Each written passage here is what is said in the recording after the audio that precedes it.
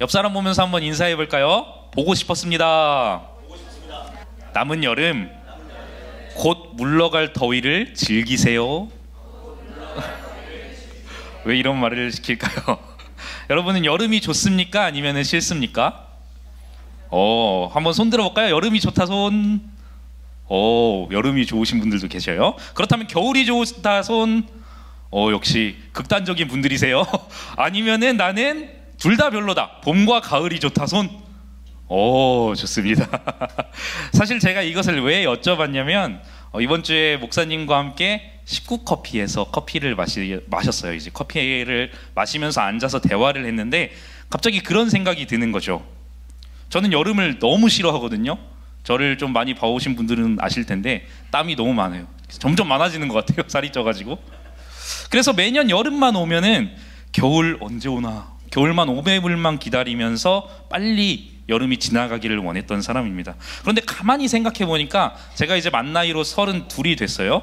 아무리 오래 살아봤자 90살 전후로는 사실상 힘들잖아요.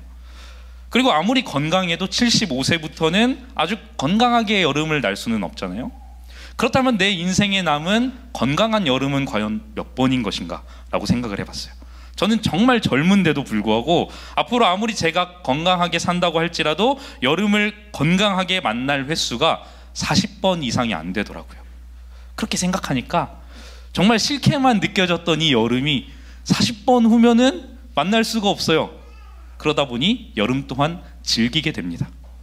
여러분, 어떠한 계절을 좋아한다면 반대로 나머지 계절은 싫어하게 되잖아요. 혹은 덜 좋아하겠죠. 즐기시기를 권면을 드립니다. 아무리 인생을 오래 산다고 할지라도 다시 여름을 만날 그 횟수로 생각을 하니까 길게만 느껴지지는 않는 것 같아요. 여름을 즐기려고 마음을 먹는 순간 땀을 흘리기만 하면 사실 굉장히 찝찝하고 기분이 좋지 않잖아요. 그런데 그것 또한 즐기려고 하니까 그렇게 짜증이 나지만은 않습니다. 그렇습니다. 사람은 똑같은 것을 바라보면서도 관점에 따라서 느끼는 게 너무 다양합니다. 그런 의미에서 여러분들에게 또 한 가지 여쭤보고 싶은 게 있어요. 그 전에 이제 정보 전달을 한 가지를 해드려야 되는데, 우리 개신교의 예배는 기존에 있었던 그 로만 카톨릭이 하던 성찬식 중심의 예배가 아니라 우리가 행하는 예배의 중심에는 하나님의 말씀이 있어요. 그렇기 때문에 설교가 중심이 되죠. 질문입니다. 설교가 나는 조금 재밌었으면 좋겠다 하시는 분 있나요? 재밌었으면 좋겠다. 좋아요. 재밌었으면 좋겠다. 그러면은 사적인 이야기가 조금 더 들어가서 잘 들렸으면 좋겠다 하시는 분 계세요? 용진이 좋아요. 아니면 나는 그냥 성경 이야기만을 가지고 딱딱할지라도 무조건 성경 중심의 이야기로 풀었으면 좋겠다 하시는 분 또한 계신가요? 그것도 아니다, 무조건 짧아야 된다 하시는 분 계신가요? 혹시? 사실 오늘 본문 말씀, 특히 이제 13절부터 41절까지의 내용이 사도 바울의 공식적인 이방인들을 향한 설교입니다. 12장까지는 그리스도의 복음, 디아스포라, 즉 핍박으로 흩어진 유대인들을 향한 베드로의 설교 혹은 바나바의 설교, 이런 설교들이었거든요. 하지만 13장부터는 이제 사도 바울을 중심으로 이방인들을 향한 선교 활동과 설교가 중심이 되거든요. 사도 바울 하면 사실 대가 같잖아요, 굉장히. 그런데 이 사람의 첫 설교 너무 기대가 되지 않으세요? 어떨 것 같아요? 재밌었을까요? 아니면 뭐 사적인 이야기를 많이 했을까요? 아니면 소위 말하는 대박을 쳤을까요? 홈런을 쳤을까요? 여러분 혹시 기억하십니까? 2장 말씀에 베드로가 설교했던 거 혹시 기억하십니까? 그리고 스데반 집사님 또한 설교를 하시죠? 둘 다 엄청 길었어요. 그래서 다 짚어드리지도 못하고 그냥 훑고 넘어갔잖아요. 오늘도 똑같아요. 이 말씀을 드릴까요? 사도 바울이 전한 이 설교가 앞선 베드로의 설교 그리고 스데반 집사님의 설교와 아주 비슷하기 때문입니다. 분량, 중요성, 내용, 위치 전부 앞선 이 두 번의 설교와 맞먹는 규모라고 할 수 있겠어요. 너무나 귀한 말씀이고 또 너무나 원색적인 귀한 복음인데 제가 실력이 안 돼서 이것을 모두 다 다루기에는 너무 어려울 것 같아요. 너무나 어렵고 딱딱해서 오늘 본문의 전체적인 흐름을 가지고 저는 말씀을 드리고 싶습니다. 그런 의미에서 오늘 문자적으로 볼 때 굉장히 깁니다. 저번 달에도 제가 이제 강단에 섰을 때 절수가 굉장히 많았거든요. 저 개인적으로 어렵긴 했는데 그냥 한번 해봤어요. 가만히 생각해 보니까 전체적인 스토리 라인으로 쭉 끌고 가면은 더 쉽지 않을까라고 생각을 합니다. 그래서 이해하기 너무 편할 것 같아서 전체적인 스토리를 보면서 한번 이야기를 해볼게요. 먼저 저번 주의 말씀이죠. 1년도 되지 않은 이 안디옥 교회에서 정말 최상위급 리더 2명, 바울과 바나바를 파송을 합니다. 따라서 성령의 보내심을 받아서 1차 전도 여행이 시작이 돼요. 구브로를 지나서 바보에서 배를 타고 밤빌리아에 있는 버가에 도착을 하죠. 그런데 버가에서 또 비시디아 안디옥이라는 지역으로 들어갑니다. 드디어 회당에 들어가서 이제 앉았는데 회당장이 율법과 선지자의 글을 읽고 바울과 바나에게 어떠한 말을 해보라고 청해요. 이게 무슨 일이냐면은 사실 유대인의 회당장의 예배 문화는 오늘날의 교회처럼 목사님만 중심으로 설교하는 문화가 아니었어요. 성전은 오로지 예루살렘에 있고 그거는 한 번 드리는 거고, 그리고 회당이 지역별로 존재하는데 그 여러 가지 예배의 순서 중에 먼저 회당장이 두루마리를 가져와서 읽습니다. 그리고 듣는 사람 중에 회당장이 했던 그 말씀을 듣고 뭔가 리액션이 있으신 분이 자유롭게 일어나서 얘기를 해도 되고, 혹은 회당장이 봤을 때 저 사람 조금 뭔가 다르다 했을 때 요청을 할 수도 있어요. 그럼 그 사람이 나와서 설교할 수 있는 그런 문화였다고 합니다. 상당히 자유로운 분위기 속에서 누구든지 잘 듣기만 하면 말을 할 수 있는 예배의 환경이었다는 것이죠. 이 회당장이 모르는 사람들이 앉아 있어서 그랬는지, 혹은 이 바울과 바나바의 소문이 또 선하게 났을 거 아니에요. 1년 동안이나 열심히 했는데. 그래서 그랬는지는 모르겠는데, 혹시 우리 성도들에게 권면한 말이 있습니까? 라고 회당장이 말하자 누가 나서죠?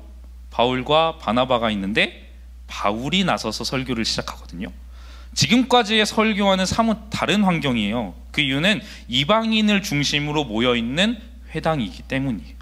이렇게 설교를 시작을 합니다. 그런데 참 신기한 게, 아무리 이때가 아주 옛날 옛적이었다고 할지라도, 그리고 우리 대한민국과는 문화 자체가 너무 다르다고 할지라도 찬물도 위아래가 있잖아요. 사실 어쩌면 질서가 있고. 바울이 혼자 있는 게 아니거든요. 누구랑 있죠? 바나바, 맞습니다. 바나바와 함께 여행을 떠났습니다.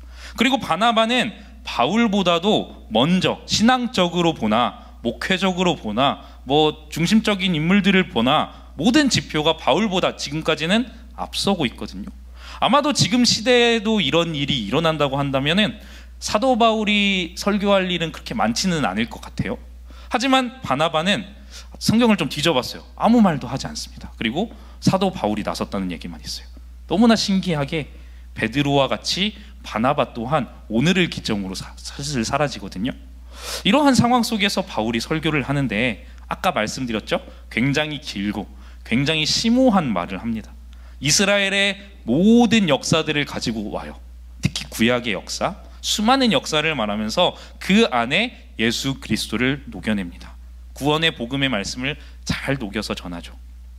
특히 자신이 어떤 상황 속에서 이렇게 됐는지, 또 예수님의 십자가의 죽으심이 어떤 의미가 있는지, 너희들이 예수님을 죽였지만 죽기까지 사랑하셔서 하나님을 그를 죽음 가운데서 살리시기까지 했대라는 그 믿음의 말씀, 그것이 예수님이 옳았다는 것을 입증해 주셨다고까지도 이야기를 합니다. 그런데 이 말씀이 우리에게는 너무나 익숙한 패턴의 말씀이잖아요. 맨날 들으니까. 하지만 이 당시 유대인들을 포함한 이방인들에게는 충격적인 말이었어요. 처음 듣는 말이었거든요. 지금까지 들어본 적이 없는 설교였습니다.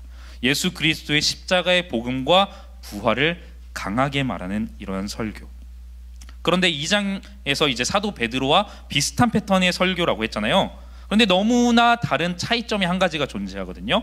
그것은 뭐냐면 베드로는 전부 다 유대인들이었어요. 디아스포라 유대인들이었고, 유대인을 향한 설교였다면은 바울은 두 부류의 사람들이 여기 분명히 존재하긴 합니다. 회당에 존재했던 유대인들과, 그리고 그보다 더 많았던 모여있던 이방인들에게 더 많은 초점이 맞춰져 있단 말이죠. 그런데 너무나 신기한 게 바울이 이런 표현을 씁니다. 분명히 두 부류의 사람, 출신지도 다르고 태어난 곳도 다르고 인종도 달랐을 수도 있는데 그 두 부류의 사람들이 있다는 것을 분명히 인지했을 텐데, 특히 이방인이 더 많다는 것 또한 인지했을 텐데 우리 조상들이라고 표현을 합니다. 아주 의도적이죠. 보통 혈통을 말할 때 저는 서씨 집안이잖아요. 제 조상 중에는, 우리 조상 중에는이라고 안 하잖아요. 제 조상 중에는 서희 장군이 있어요. 그렇죠? 우리 조상은 아니잖아요. 그런데 바울은 유대인들의 조상을 아브라함과 다윗 왕을 막 비유하면서 말하거든요. 그런데 계속해서 우리 조상이라고 말합니다. 의도적으로 두 부류의 사람들을 하나로 만들고 있어요.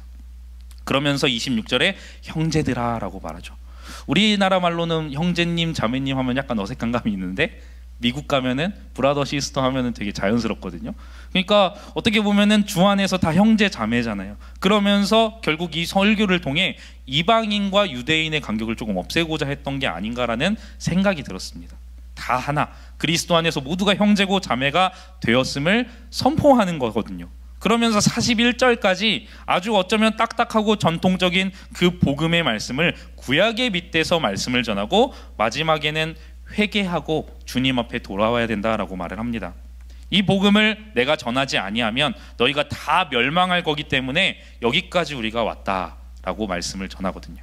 사실 너무 딱딱하고 어쩌면 조금은 유명하지만 처음 보는 사람이 와서 이야기를 하는데 졸 수도 있고 무시할 수도 있고 저게 뭐야 하면서 딱딱해서 먹을 수가 없을 수 있잖아요.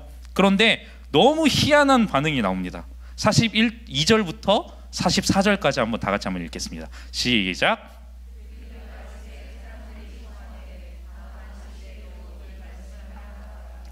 회당의 모임이 끝난 후에 유대인과 유대교에 입교한 경건한 사람들이 많아 바울과 바나바를 따르니 두 사도가 더불어 말하고 항상 하나님의 은혜 가운데 있으라 권하니라. 그 다음 안식일에는 온 시민이 거의 다 하나님의 말씀을 듣고자 하여 모이니. 회당의 예배를 마치고 나왔는데 사람들이 무언가 반응이 있을 거 아니에요. 피드백이 있을 거 아니에요. 졸았던 사람이 하나도 없었던 것 같아요. 너무 신기해요. 아주 놀랍게도 바울의 이 길고도 어려운 설교를 다시 듣고 싶어 합니다. 그래서 다음 안식일에도 꼭 와주세요라는 요청을 계속 받아요. 설교해달라고 요청을 합니다. 그런데 설교해달라고는 할 수 있잖아요. 너무나 좋았기 때문에 한 번 더 부탁할 수 있잖아요. 근데 안식일까지 일주일을 또 기다려야 되잖아요. 그래서 이 사람들이 어떻게 하냐? 일주일 기다리는 게 너무 싫었나 봐요. 그래서 43절에 보니까 바울과 바나바를 따라가기까지 해요.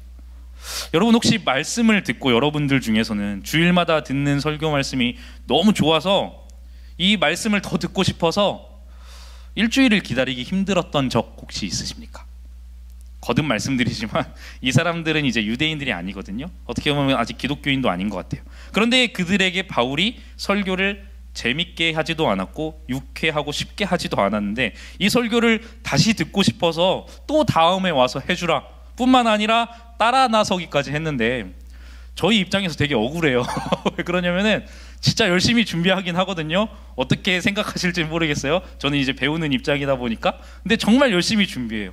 그럼에도 반응이 안 올 때가 분명히 있고, 그리고 내적으로도 아 정말 열심히 준비했지만 실력이 모자라다라고 생각할 때도 분명히 있거든요. 그런데 바울은 이렇게 딱딱하게도 했는데 사람들이 보여요.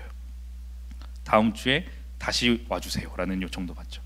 이 사람들의 말씀에 대한 열심이 있어서일까요? 아니면은 바울이 말씀을 잘 전해서일까요?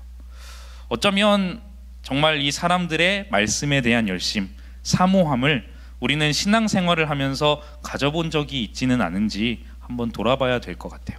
그리고 바울은 자신을 따르는 사람들에게 바나바와 함께 열심히 가르치는 모습 또한 나오거든요. 그러면서 한 가지 당부의 말을 합니다. 무엇보다 중요한 건 다른 게 아니에요. 내가 청산유수의 말을 한다고 그런 게 아니에요. 하나님의 은혜 가운데 머물러야 합니다라는 그 조언을 합니다. 사실 그런 것 같아요. 이게 제일 중요한 것 같아요. 생각해 봅시다. 신앙생활의 중심은 설교자를 따라가는 건 아니거든요. 물론 개혁교회가 성찬식 위주의 예배가 아니고 하나님의 말씀, 설교 위주의 예배였기 때문에 말씀을 잘하고 잘 전하는 분들이 너무나 많습니다. 그리고 유튜브에도 올라와 있죠. 따라다니는 것이 아주 당연하다고도 할 수는 있겠어요. 하지만 결국 그 말씀을 좋다고만 하고 끝내는 사람들, 세상적인 교훈을 들으면서도 자아 성찰하는 것과 결코 다르지 않은 것 같아요. 단번에 이벤트로 끝나기 때문에. 이게 해결이 안 된 사람들은 끊임없이 내 마음에 더 드는 설교자를 찾습니다. 그래서 계속 방황할 수밖에 없거든요. 말씀은 들리는데 지식은 늘어가는데 결국 하나님의 은혜 가운데 머물지 못하기 때문인 것 같아요. 말씀을 듣고 행하는 삶의 예배자여야 되는데 오로지 말씀을 전하는 그 사람에게만 나도 모르게 메인바 되어서 시야가 좁아지기 때문입니다. 시야가 좁아지면 어떻게 될까요? 말은 의도적으로 시야를 이렇게 가리잖아요. 뭐만 보라고? 앞만 보라고. 맞아요. 내가 듣는 설교자의 말씀 분명히 귀하고 분명히 힘있고 분명히 너무 좋아요. 하지만 그게 사람을 판단하게 되고 정죄하게 되고 결국 비판하게 된다면 내 입술을 통해서, 그러면은 그거는 말씀을 들은 게 아니고 그냥 세상적인 교훈을 내 마음에 가지고 있는 게 아닌가라는 생각 또한 듭니다.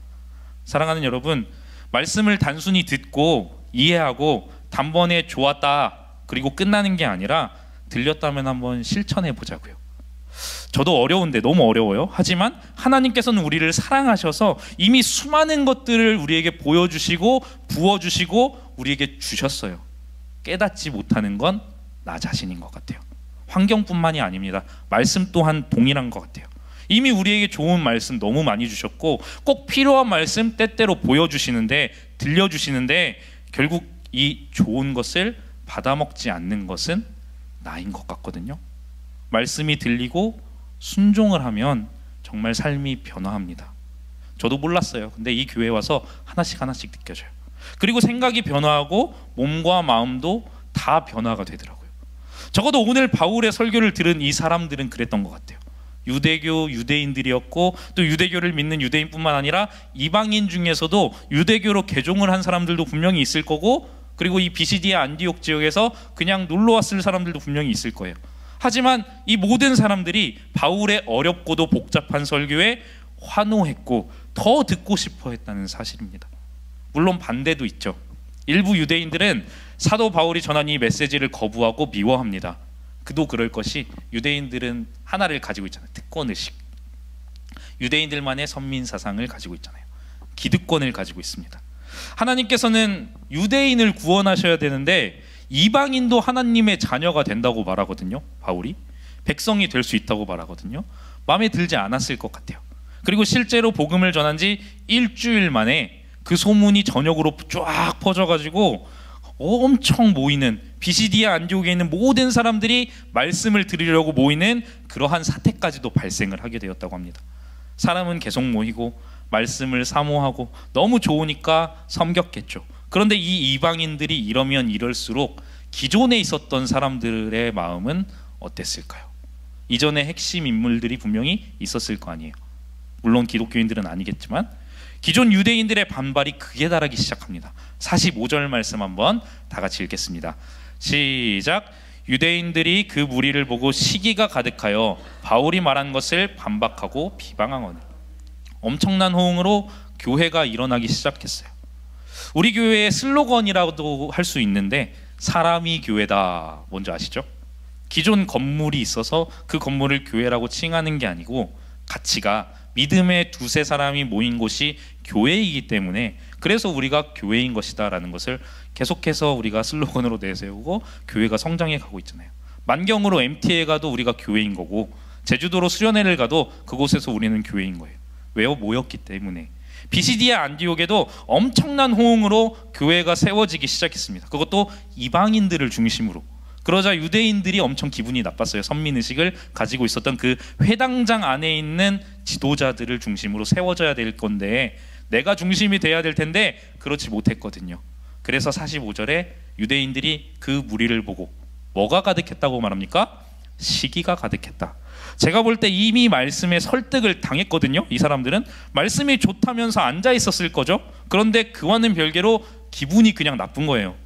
자신들이 원래 기득권자인데 자기네들을 중심으로 세워져야 되는데, 다시 말해서 회당 안에 인물들을 중심으로 구성이 되어서 회당에 붙어야 되는데 그게 아니라 회당 밖에서 굴러나온 도리, 그것도 단 한 번의 설교로 한 사람과 그의 무리를 중심으로 모인 게 기분이 나쁘지 않았을까라는 개인적인 생각이 듭니다. 이게 우리가 잘 봐야 될 것은 그럼에도 불구하고 여전히 이 유대인 공동체는 건재하다는 사실이에요.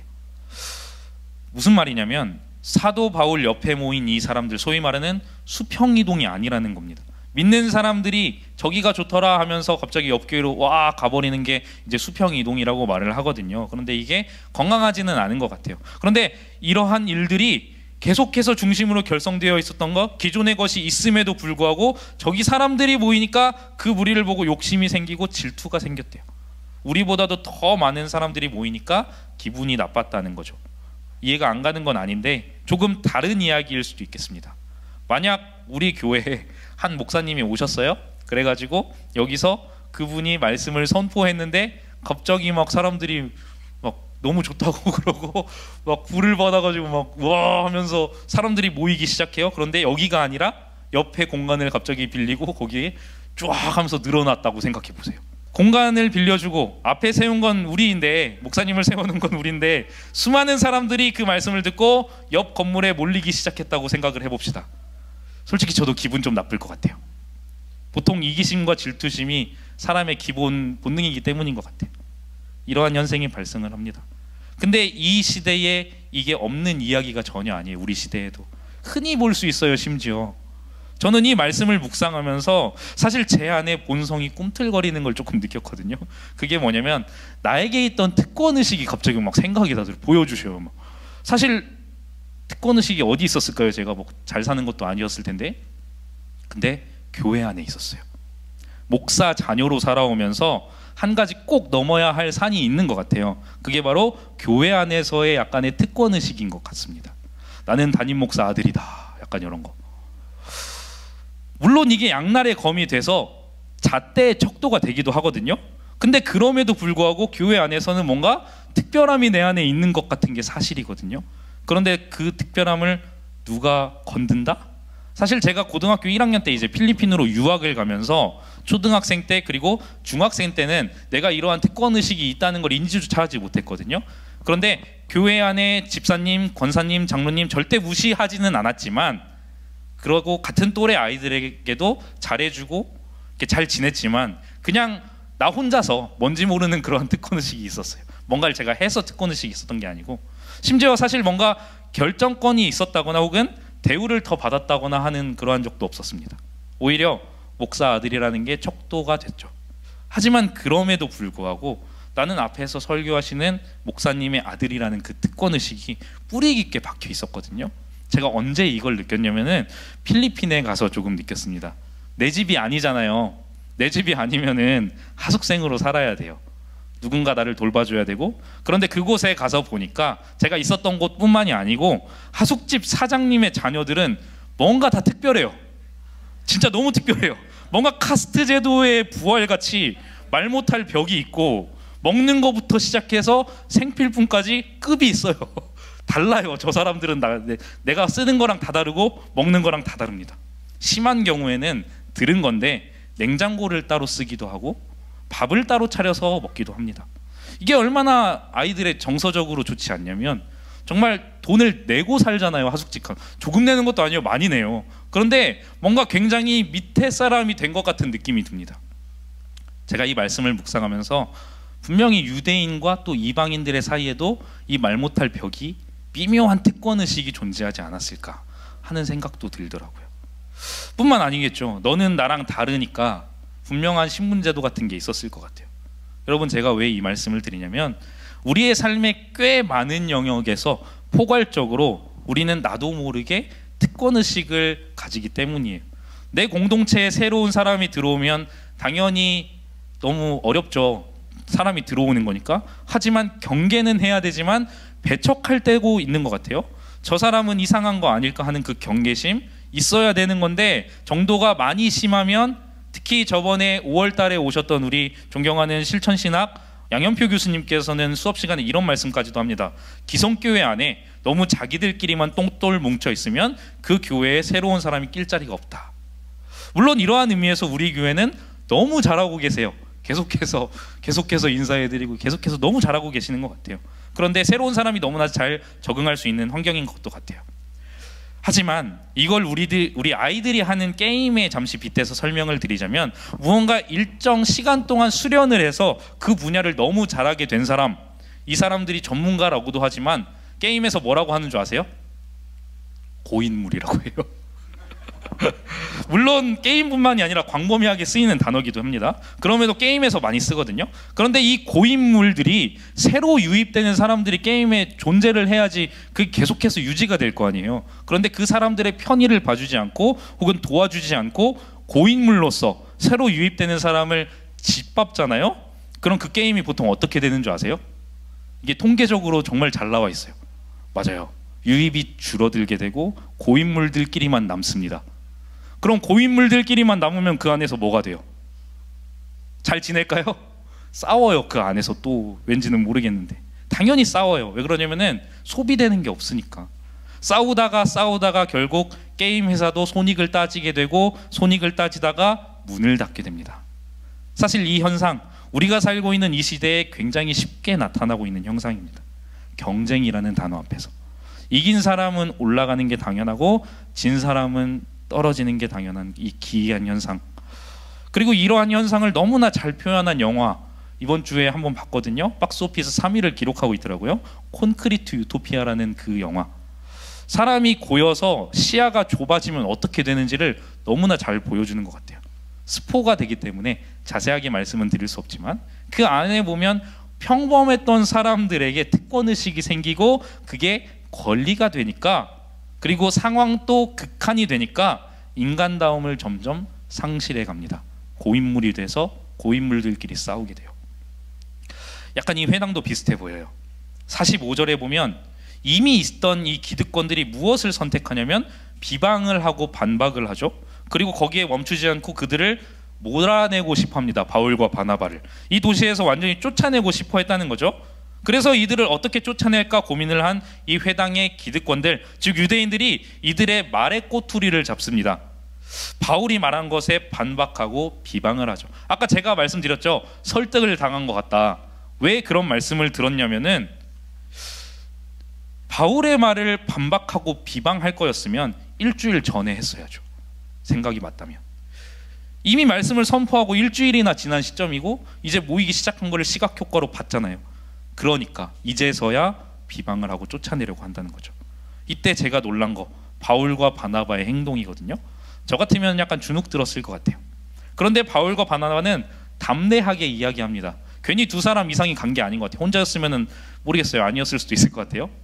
하나님의 말씀을 마땅히 먼저 너희에게 전할 것이로되 너희가 그것을 버리고 영생을 얻기에 합당하지 않은 자로 자처했대요. 우리가 이방인에게로 향하겠다. 맞습니다. 사실 사람이라면 누구든지 사람과 사람 사이에 불편한 관계에 있는 것을 달갑게 생각하는 사람은 없거든요. 따라서 대개는 꼬리를 내리거나 혹은 화를 내거나 혹은 그 가운데 타협하기 마련입니다. 그런데 바울과 바나바는 상당히 당당해요. 그들이 전한 것이 분명한 하나님의 복음이라는 것을 확신했기 때문에 전혀 주눅들지 않고 타협하지 않고 당당하게 말합니다. 너희가 이 복음을 버리고 영생을 얻기에 합당하지 않은 자로 자처하고 있는 거야. 싫어? 그럼 나는 이 복음을 듣고자 하는 더 많은 사람들에게 가서 이고니온이든 루스드라든 가서 전하면 돼 라고 말하고 있는 것이죠. 오늘날 우리에게도 부활의 복음이 전달된 것은 이 진리는 변하지 않았기 때문인 것 같거든요. 이러한 분명한 태도, 진리에 있어서는 용납하지 않는 이 태도. 그러면서 바울은 나는 이방인의 빛이 될 거라고도 말합니다. 그런데 그렇다고 해서 바울이 기존의 유대인들을 계속 박해하는 건 아니에요. 오히려 박해하고 배척하고 이방인이 짱이야 라고 말하지도 않습니다. 그런 정책도 펼치지 않습니다. 18장 19장 가면은 유대인에게도 또 여전히 말씀을 전하고 여전히 하나님의 말씀을 전합니다. 우리에게도 이런 멋진 마인드가 필요한 것 같아요. 47절과 48절 말씀 함께 읽겠습니다. 시작.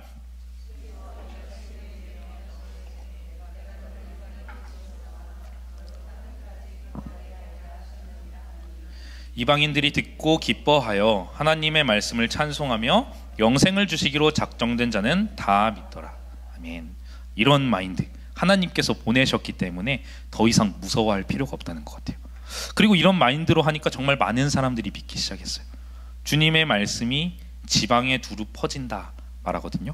그런데 그러면 그럴수록 시기하고 질투하는 그룹 유대인들이 이제 귀부인들과 시의 유력자들까지 선동해서 바울과 바나바를 쫓습니다. 자신의 힘으로 안 되니까 결국 정치적인 힘까지 동원을 해요. 기어코 끌어내리는 모습인 거죠. 예나 지금이나 비슷하다는 생각을 조금 해봤어요. 그런데 저 같으면 반박이라도 하고 아니면 화라도 조금 낼 것 같은데, 이렇게 핍박당할 때 바울과 바나바가 어떤 행동을, 어떤 반응을 할까요? 51절 말씀도 다 같이 한번 읽을게요. 51절 말씀 시작. 두 사람이 그들을 향하여 발에 티끌을 떨어버리고 이고니온으로 가거늘. 결국 사도 바울과 바나바는 추방을 당합니다. 그런데 이 일을 통해서 낙심하지도 않고 절망하지도 않았어요. 심지어 앞으로의 말씀에서 계속해서 쫓겨나거든요. 똑같은 행동을 취합니다. 그런데 떠나면서 한 행동이 하나가 있어요. 발에 티끌을 떨어버립니다. 사실 이 행동은 유대인들이 다른 지역에 가다가 이방인의 땅에 들어갈 수 있잖아요. 그러면은 갔다가 오면서 다시 자기들의 신성한 땅으로 돌아올 때 발을 터는 행위였어요. 유대인의 풍습이었습니다. 그런데 누가복음 9장 5절에도 예수님께서 이렇게 말합니다. 누구든지 너희를 영접하지 아니하거든 그 성에서 떠날 때 너희 발에 먼지를 떨어버려 그들에게 증거를 삼으라. 이 말씀이 뭐냐면 구원의 복음을 제시했을 때 그것을 거절하는 것이 얼마나 안타까운 행위인지 그들에게 보여주고, 그리고 뒤도 돌아보지 말고 다른 곳으로, 내가 부른 곳으로 가라라는 말이거든요. 그런데 유대인인 사도 바울과 이 바나바 어디서 이 행동을 하죠? 유대인의 풍습이었는데 유대인의 회당에서 나올 때 그 풍습을 합니다. 유대인들을 대상으로, 이방인들을 대상으로 해야 되는 행동인데 이제는 유대인을 향하고 있어요. 이게 무엇을 뜻할까요? 사실 유대인들이 볼 때 이것은 정말 말도 안 되는 행동입니다. 이방 민족을 향해 했던 행동들이 이제는 유대인들에게 되돌아갔을 뿐만 아니라 오히려 이방인들이 유대인이 같아지는 그러한 역설을 보는 것 같아요. 그리고 나서 제가 오늘 본문에서 가장 충격받았던 말씀이 나옵니다. 52절 말씀 다 같이 한번 읽겠습니다. 시작. 제자들은 기쁨과 성령이 충만하니라. 여러분, 어떻게 기쁨과 성령이 충만할 수 있겠습니까? 쫓겨났잖아요. 심지어 선동을 통해서 쫓겨났습니다. 그런데 툴툴 털어버리고 즐거운 마음으로, 기쁜 마음으로 이고니온으로 향하게 됐대요. 저 같으면 너무 낙심이 됐을 것 같아요. 아무리 그래도 이제 이 지역에 말씀이 폭발된 거잖아요. 말씀으로 막 일어나요. 얼마나 재밌겠어요. 너무 좋고. 근데 너무 아쉽기도 하고, 쫓아낸 무리들, 저 안에서 저 무리들이 흩어지지는 않을까 하는 그러한 마음들도 들 것 같거든요. 그런데 이들은 이런 감정조차도 아깝다는 듯이 아주 기쁘게 다른 곳으로 갑니다. 너희들이 거부하면 이 복음을 듣고자 하는 또 다른 지역에 하나님께서 보내실 거야. 하나님께서 예비하신 그곳으로 가면 된다는 마인드. 하나님 나라의 관점에서 보면 이게 맞는 것 같기는 해요. 여기서 거절을 당했어요? 싸울 필요가 없어요.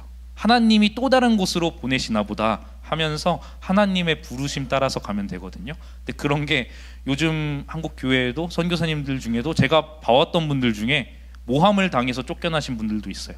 그럼에도 불구하고 하나님의 뜻인가 보다 하고 가신 분들이 꽤 많습니다. 그런데 결국에는 승리하더라고요. 하나님께서 보내주셔서.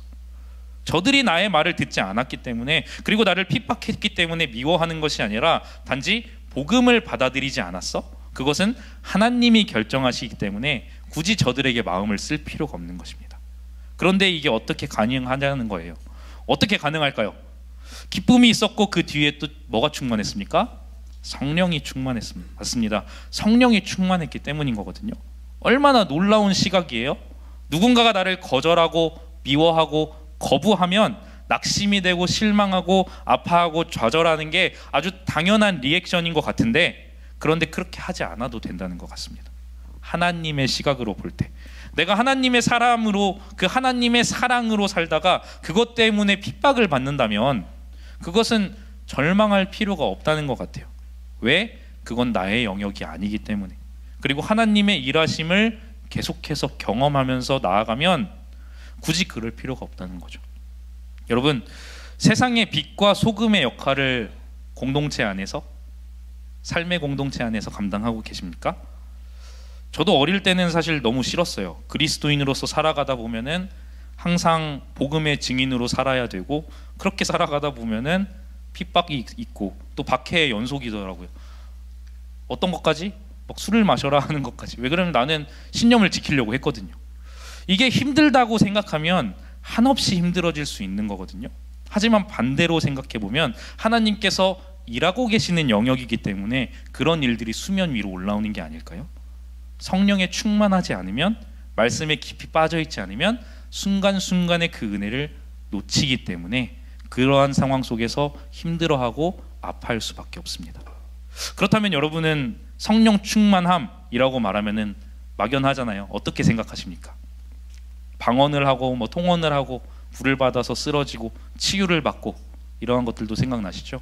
그런데 이러한 것들은 2차적인 성령의 사역입니다. 2차적인 성령의 사역이면 그 전에 1차적인 것도 있을 거 아니에요. 성령님의 주 사역은 사실 우리가 너무나 잘 알아요. 말씀을 듣게 하시고 말씀을 깨닫게 하시는 것. 방언이 없고 통변이 없고 불을 받아 쓰러지고 치유가 일어나지 않는다고 성령님께서 일하시지 않는 게 아닙니다. 왜? 그건 2차적인 거기 때문이에요. 1차적인 거는 말씀을 듣게 하시고 깨달아지게 하는 거. 그게 바로 성령의 1차적인 사역이거든요. 사랑하는 여러분, 핍박이 와도 즐겁게 살 수 있는 게 세상의 빛과 소금으로 살다가 어려울 수 있잖아요. 어려움이 올 수도 있고, 그럴 때 이겨낼 수 있는 게 바로 성령 충만함입니다. 말씀으로 무장해서 하나님의 전신갑주를 입어서 나아가는 거, 우리를 증인되게 하는 거, 쓰러지지 않게 하는 거, 말씀이 들리게 하는 거. 사울과 바나바는 무엇이 영원한 것인지 분별을 했어요, 분명히. 그래서 핍박과 환란이 있더라도 재미있게 즐겁게 성령 충만함으로 또 다른 곳에서 복음을 전할 하나님의 인도하심이 너무 즐겁지 않을까요? 여기서도 이런 일들이 일어났네? 그럼 저기 가면 더 일어나겠네 라는 그러한 관점의 변화로 인생들을 살 수 있는 것 같거든요. 말씀을 마무리를 하겠습니다. 오늘 바나바와 바울, 이 귀한 사역을 통해서 여러분들은 과연 어떤 것을 느끼셨습니까? 저는 개인적으로 제가 우리 웰컴 뉴스를 한 3명을 수요일에 만났거든요. 그래서 아이들을 만나서 해준 공통적인 이야기가 있어요. 근데 이 말씀을 준비하면서 그 말이 틀리지 않았다는 확신을 좀 얻었습니다. 세상은요, 비관적으로 보려면은 한없이 비관적이에요. 비판할 거리를 찾자면 비판할 거리 투성이에요. 오늘 바울과 바나바도 똑같거든요. 상황도 똑같아요. 기껏 열심히 전했는데 쫓겨나고 핍박받고 예수님을 믿고 의지하면 더 잘 되는 게 당연한 건 줄 알았는데 여전히 거절을 당합니다. 우리 아이들도 같아요. 저들의 인생이, 우리 친구들 한 명 한 명의 그 인생이 너무나 단조롭더라고요. 가서 얘기를 들어보니까 아침에 차 타고 가서 학교 가서 내리고 학교에서 공부하다가 나오고, 중학생들 그렇게 살고 학원 가고, 고등학생들은 더 단조로워요. 고등학교 가잖아요. 특히 기숙사에 사는 애들 12시까지 공부를 시킨대요. 12시 전에는 들어가지도 못한대요, 기숙사. 근데 그 12시가 낮 12시는 아닐 거 아니에요. 저녁 12시에 그만하게 하는데, 물론 우리 시대 때도 그랬어요. 그래서 당연한 줄 알고 살았는데 솔직히 당연한 건 아니잖아요. 그게 다 패턴이 깨지고. 그래서 몇 시에 자니 물어봤는데 가가지고 씻으면 1시, 그리고 자려고 잠이 올 때까지 기다리면 2시, 3시, 4시가 된대요. 그러다가 6시 반에 또 일어나야 돼요. 그러니까 이런 패턴들 속에서 어쩌면 시선이 좁아질 수 없는 것 같아요, 우리 아이들은. 그리고 그 안에서 수많은 일들이 또 일어나겠죠. 친구들과의 관계가 될 수도 있고, 부모님과의 관계가 될 수도 있고, 혹은 처한 상황들이 될 수도 있습니다. 너무나 비관적으로 살더라고요, 아이들이. 그런데 아이들이 너무 안타까워서 시선을 좀 바꿔주고 싶었어요. 너희들이 살아가는 그 삶이 시선을 조금 바꿔보자. 너무 비관적으로 보려면은 비관적인 게 세상에 많다. 통계적으로 좋은 일과 안 좋은 일을 따졌을 때, 우리의 인생 전체를 놓고 봤을 때 좋은 일이 많을까요? 안 좋은 일이 많을까요? 안 좋은 일이 통계적으로, 통계학자들이 8이래요. 그리고 좋은 일이 2이래요. 그런데 거기서 또 한마디를 해요. 세상적으로 운이 조금 더 없는 사람들이 있는데 그 사람들은 9래요, 안 좋은 일이. 그리고 좋은 일이 1이라고 하더라고요. 그러면서 말합니다. 어떤 사람들은 8의 안 좋은 일을 2의 좋은 일 때문에 극복하는 사람들이 있고, 그리고 21세기를 살아가는 우리 아이들을 포함해서 수많은 웰컴 뉴스 또래들이 이에 좋은 일이 분명히 있는데 팔에 안 좋은 일로 덮고 살아간대요. 너무 안타깝잖아요. 안 좋은 일밖에 없을 수밖에 없는 그러한 시선으로 살아갑니다. 내 삶을, 그리고 세상을 비관적으로 바라보려면 한없이 비관적일 수 있습니다. 아이들뿐만이 아니고 여기 앉아 계신 분들 한 명 한 명 또한 그렇거든요. 내가 처한 상황 또한 비관적으로 보면 한없이 비관적이에요. 그런데 오늘 말씀하시잖아요. 조금만 다르게 보면 하나님께서는 계속해서 은혜를 주고 계시고 특별히 예수 그리스도를 통해서 우리를 구원하셨는데, 정말 비관적으로 볼 수 있는 세상이지만 정말 희망이 있는 세상이지 않습니까? 하나님이 계시니까, 예수님이 계시니까 내가 처한 그 상황, 그 관점, 성령 충만함을 입으면은 기뻐할 수 있다고 말씀하시는 것 같아요. 여러분, 시선을 조금만 바꾸면은 세상은 정말 살만합니다. 정말 활기차고 또 정말 좋은 일 투성이에요. 어떤 좋은 일이 있었죠? 우리 웰컴 베이비가 부흥을 했어요. 2명이나 늘었습니다. 그리고 뱃속에 2명이나 더 있어요. 와, 그럼 내년에 또 2명이 늘겠죠? 사랑하는 열방이와 하나가 태어났습니다. 얼마나 기쁜 일이에요. 이 시간 우리가 함께 기도하고 찬양했으면 좋겠거든요. 함께 잠시 기도하길 원해요. 함께 기도하실 때 만약 내 삶을 내가 비관적으로만 보셨다면 그 시선을 한번 바꿔봅시다. 내 삶에도 분명히 하나님께서 일하고 계십니다. 안 좋은 일만 주시는 게 아니고, 안 좋은 일만 보여주시는 게 아니고, 그 환경을 주시는 게 아니고 분명히 나를 사랑하시는 만큼 좋은 것으로 부어주고 계시거든요. 그런데 보지 못하는 거예요. 그 귀한 확신으로 시선을 바꿔달라고 한번 기도를 합시다. 그리고 그 무엇보다도 성령이 충만해야 된대요.